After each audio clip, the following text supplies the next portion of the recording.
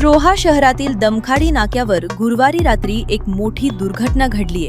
गेल्या काही दिवसांपासून सुरू असलेल्या मुसळधार पावसामुळे येथील नाल्यावरील सुमारे 25 ते 30 वर्ष जुना स्लॅब अचानक कोसळला। या दुर्घटनेत स्लॅबवर पार्क केलेली तब्बल 8 वाहने थेट नाल्यात कोसळली आहेत। यामध्ये दुचाकी आणि रिक्षांचा समावेश आहे। सुदैवानं ही घटना घडली तेव्हा वाहनांमध्ये कोणीही नव्हते, त्यामुळे एक मोठा अनर्थ टळला असून कोणतीही जीवितहानी झालेली नाही। घटनेची माहिती मिळताच पोलिसांनी तातडीनं घटनास्थळी धाव घेतली।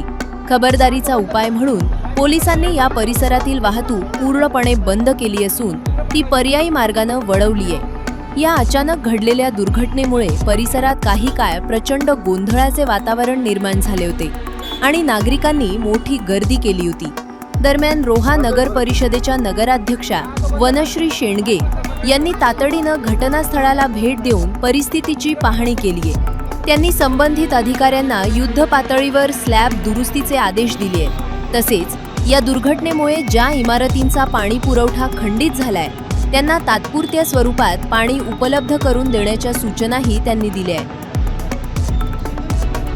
कोलाड रस्त्यावरती दमखाडी गावाजवळ ही मोरी खचलेली आहे। जवळजवळ 25-30 वर्षापूर्वीची मोरी आहे आणि ह्या घटनास्थळी जसं आम्हाला कळलं तसंच माझी संपूर्ण टीम, मी उपनगराध्यक्ष साहेब असतील, सीओ साहेब असतील आणि माझे सर्व सन्माननीय सभापती, नगरसेवक आम्ही तात्काळ इथे दाखल झालो आणि ठेकेदारांना देखील आदेश दिलेले आहेत की लवकरात लवकर ही मोरी जी आहे सगळं आता क्लिअर करून घ्यायचं आहे। आपण बघू शकता जेसीबी असेल, डंपर असेल, सगळं घटनास्थळी पोहोचलेलं आहे। बॅरिकेशन आणि ढोकापट्टी लावून आपण हा एरिया देखील सिक्युअर केलेला आहे। पोलिसांच्या मदतीने आपण ट्रॅफिक देखील बायपास रोडकडे डायव्हर्ट करणार आहोत। पाणी सध्या कुठे अफेक्टेड, पाण्याची लाईन सध्या अफेक्टेड झालेली नाहीये, फक्त एका बिल्डिंगची पाण्याची लाईन अफेक्टेड झालेली दिसली आहे। तर त्या बिल्डिंगला देखील आपण टँकरने पाणी पुरवठा करणार आहोत आणि एकदा क्लिअर झालं की उद्यापासूनच ठेकेदाराला आदेश दिलेले आहेत, सूचना तशा दिलेल्या आहेत की उद्याच हे काम लवकरात लवकर सुरू करायचं आहे। त्या घटनेला जबाबदार कोण आहे? घटनेला जबाबदार असं कोणाला म्हणता येणार नाही, कारण का ही आपण बघू शकता की ऑरेंज अलर्ट देखील दिलेला आहे। त्यामुळे आठवड्याभरापासून पाऊस हा पडतच आहे आणि त्याच्यामुळे त्या वातावरणामुळे देखील ही मोरी देखील जुनी झालेली होती, त्याच्यामुळे ती खचलेली आहे। बऱ्याच वर्षापूर्वींची मोरी होती मॅडम, ऑडिट करण्यात आलेलं होतं की नव्हतं? असं ऑडिट असं ॲक्च्युली ऑडिट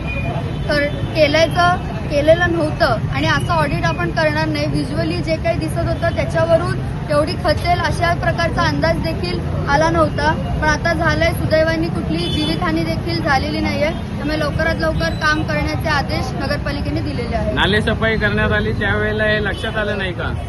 नालेसफाई आपण अत्यंत प्रकर्षाने सगळीकडेच केलेली होती आणि तेव्हा असं काही लक्षात आलेलं नव्हतं। जिथे जिथे लक्षात आलं तिथे तिथे आपण मोऱ्यांची कामं करून घेतलेली आहेत। अनेक ठिकाणी रोह्यात जसं छत्रपती शिवाजी नगर असो तिथे त्या मोरीचं काम देखील चालू करणार आहोत। मेंढ्या स्कूल जवळची मोरी असो, धनगर आहेत, अंधर आहेत, अनेक ठिकाणी जिथे लक्षात आलं तिथे प्रकर्षाने कामं केली गेलेली होती आणि आता इथे काही लक्षात आलं नव्हतं आणि मोठी मोरी म्हणजे एरिया पण जास्त होता, त्यामुळे असं कोणाच्याही व्हिज्युअली पण लक्षात आलेलं नव्हतं। पण आता काम आपण लवकरात लवकर चालू करणार आहोत।